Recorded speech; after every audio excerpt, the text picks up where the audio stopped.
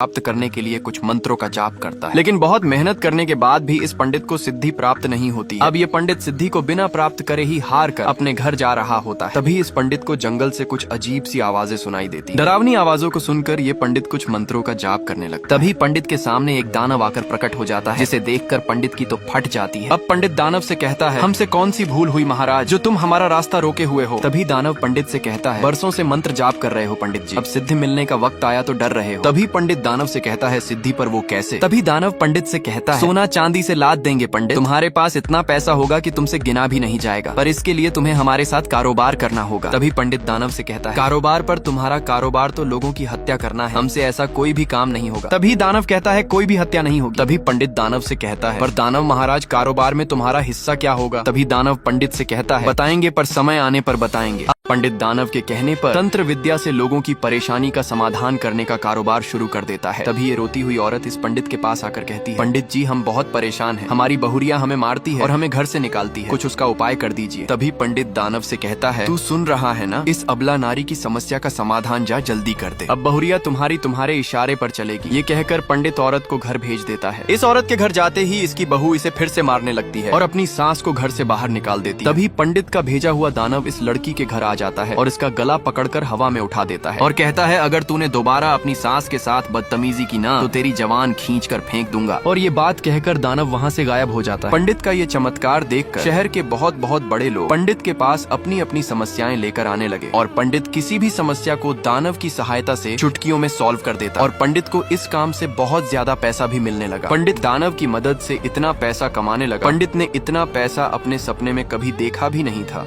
अब पंडित दानव की मदद से बहुत ज्यादा पैसा कमाने लगता है, लेकिन पंडित दानव से कहता है, कारोबार भी शुरू हो गया और पैसा भी कमने लगा, लेकिन दानव महाराज तुमने बताया नहीं तुम्हारा हिस्सा क्या होगा। तभी दानव पंडित से कहता है, बताएंगे जरूर बताएंगे। ये कहकर दानव वहाँ से गायब हो जाता है। अब अगले दिन पंडित घर जा रहा था, तभी एक साधु महाराज पंडित को रोककर पूछते हैं, ये बता तू लोगों की समस्या का समाधान कैसे करता है। पंडित कहता है, आपसे मतलब। ये कहकर पंडित जाने लगता है। तभी साधु महाराज बोलते हैं, क्या कीमत मांगी है दानव ने कारोबार की। ये सुनकर पंडित चौंक जाता। साधु पंडित से कहता है, मेरी बात पर तुम्हें विश्वास नहीं हो रहा है ना, एक दिन वो कुछ ऐसा मांगेगा कि तुम दे नहीं पाओगे। साधु की बातों को पंडित इग्नोर करके घर आ जाता है। घर आकर पंडित अपनी पत्नी को पैसा देकर कहता है, तुम खाना लगाओ, हम हाथ धोकर आते हैं। खाना खाने के बाद पंडित सो जाता है। जब पंडित की आंख खुलती है तो पंडित देखता है कि दानव पंडित के घर में आ गया। पंडित दौड़कर दानव के पास जाता है और कहता है, तू क्या करने आया है यहाँ पर। तभी दानव पंडित से कहता है, तुमको अपनी कीमत बताने आया और कहता है, तुम्हारा बाप बहुत जी चुका, इसको इसके शरीर से मुक्त कर दूंगा और मेरा पेट भर जाएगा। ये कहकर दानव अपना पेट भरने के लिए पंडित के पिता की आत्मा को उसके शरीर से निकालने लगता है। जब पंडित की आंख खुलती है तो पंडित देखता है कि दानव पंडित के घर में आ गया। पंडित दौड़कर दानव के पास जाता है और कहता है, तू क्या करने आया है यहाँ पर। तभी दानव पंडित से कहता है, तुमको अपनी कीमत बताने आया। जैसे कि तुम दाल भात खाते हो तो हमको भी तो कुछ पेट में देना पड़ता है। हम इंसान की आत्मा खाते हैं, हमारा पेट इंसान की आत्मा खाकर भरता है। तभी पंडित हाथ जोड़कर दानव से कहता है, आत्मा का खुराक हम नहीं दे सकते, हम एक मामूली से पंडित हैं, हमको आत्मा निकालने का विद्या नहीं आता है, तुमको कुछ नहीं करना पंडा जी, सब हम करेंगे। ये कहकर दानव पंडित के बाप की आत्मा अपना पेट भरने के लिए उसके शरीर से निकाल लेता है और खा जाता है। इसी तरीके से इस दानव को हर रोज इसका पेट भरने के लिए एक आत्मा चाहिए होती है। पेट भर जाने के बाद दानव वहाँ से चला जाता है। तभी पंडित रोते हुए इन साधु महाराज के पास आता है और कहता है, साधु महाराज उस दानव ने हमारे पिताजी को मार डाला। साधु पंडित से कहते हैं, मैंने तो तुमसे बताया था, ये दानव एक दिन तुमसे ऐसी चीज मांगेगा कि तुम दे नहीं पाओगे। ये दानव तुमसे पहले मेरी सेवा में था, मैं इस दानव के लिए शमशान जाता था और आत्माओं को अपने कलश में कैद कर इस दानव की पेट की आग को मिटाता था। पर एक दिन मैं उस दानव के लिए शमशान जाता था और मरे हुए इंसानों की आत्मा को कलश में कैद कर लेकर आता था और इस दानव की पेट की आग को बुझाता था। पर एक दिन उस दानव से हमारे साथ एक समझौता हुआ था कि उसकी खुराक हम देंगे, हम मरे हुए लोगों की आत्मा देंगे, कभी भी वो जिंदे लोगों का सेवन नहीं करेगा और हमारे कारोबार में कोई भी खून खराबा नहीं होगा। फिर भी उसने एक आदमी को मारकर उसकी आत्मा को खा लिया और मैंने उससे कहा, मैंने तुझे इसे धमकाने को कहा था, तूने इसे जान से मार दिया। भूख लग गया था हमको, हम तुम्हारी खुराक का इंतजार नहीं कर सके, इसलिए इसको मारकर इसकी आत्मा को खा गए हम। दानव की ये बात सुनकर साधु महाराज गुस्से में आ जाते हैं और दानव को भगा देते हैं। साधु महाराज अपनी दिव्य शक्तियों के द्वारा उस दानव को अपने पास बुलाने का प्रयास करते हैं और दानव वहाँ आ भी जाता है। दानव साधु से कहता है, तू मेरा कुछ नहीं बिगाड़ सकता। ये सब पंडित भी छुपकर वहाँ देख रहा था। तभी साधु दानव से कहता है, मैं तुझे नहीं मार सकता, ले तुझे मैं अभी दिखाता हूँ। तभी दानव साधु का यज्ञ बंद कर वहाँ से भाग जाता है। तभी साधु पंडित से कहते हैं, यह दानव ऐसे नहीं मानने वाला, इसके लिए कुछ और ही सोचना पड़ेगा। अब आगे पंडित और साधु दानव के साथ क्या करेंगे। साधु पंडित से कहता है, एक रास्ता है मेरे पास, शायद वो काम आ जाए। ये कहकर साधु किसी को फोन लगाता है। तभी आगे दिखाया जाता है कि एक आदमी पंडित के पास आता है और अपनी प्रॉब्लम को पंडित को बताते हुए कहता है, उसका नाम सूरज सिंह है। नामी क्रिमिनल और गैंगस्टर है, अब तक 88 मर्डर कर चुका है वो। किसी भी तरीके से तुम उसका इंतजाम कीजिए। आदमी की बात सुनकर पंडित दानव से कहता है, तो सुन रहा है ना, इनकी समस्या का जल्दी जाकर समाधान कर। अब ये आदमी काम कराने के लिए पंडित को पैसे भी देकर जाता है। पंडित पैसे को अपने सूटकेस में रख रहा था, इतने में दानव वहाँ आ जाता है और कहता है काम हो जाएगा। और दानव पंडित से कहता है, आज से पुराना वाला नियम खत्म, अब मारेंगे और आत्मा खाएंगे। और दानव कहता है, हमारा पुराना मालिक आत्मा निकाल कर अपने हाथों से हमें खिलाता था और तुम ठहरे एक मामूली से पंडित। कहकर दानव चला जाता है। इधर सूरज सिंह क्रिमिनल कहीं जा रहा होता है, तभी दानव उनकी गाड़ी के आगे आकर खड़ा हो जाता है। दानव को मारने के लिए सूरज अपने 2 टपोरियों को भेजता है, पर दानव इन टपोरियों को हवा में उड़ा देता है। ये देखकर सूरज गैंगस्टर गन निकालकर दानव पर अंधाधुंध फायरिंग करने लगता है, लेकिन गोलियों से दानव के तो कुछ भी नहीं होता। नेक्स्ट, तभी दानव सूरज को पकड़कर हवा में फेंक देता है। अब सूरज बहुत दूर जाकर गिरता है। तभी दानव सूरज के पास आकर सूरज की आत्मा उसके शरीर से निकाल कर खा जाता है। सूरज की आत्मा खाने के बाद दानव के शरीर में बिजली तोड़ने लगती है और दानव तुरंत मर जाता है। पेड़ के पीछे छुपकर साधु और पंडित ये दृश्य देख रहे थे। दरअसल दानव को मारने की पंडित और साधु की ये चाल। तभी साधु पंडित से कहता है, सूरज सिंह की आत्मा इस दानव से ज्यादा विषैली थी और जहर ही जहर को काटता है, मतलब इस दानव से हमारा पीछा छूट गया। पंडित साधु से ये बोलकर रोने लगता है। तभी साधु पंडित से कहता है, आज एक सीख हमने भी सीखी है, जो नैतिक है वही करो। बुराई की मार से चलकर भलाई की मंजिल तक नहीं पहुंचा जा सकता। तभी यहाँ पर ये मूवी समाप्त हो जाती है।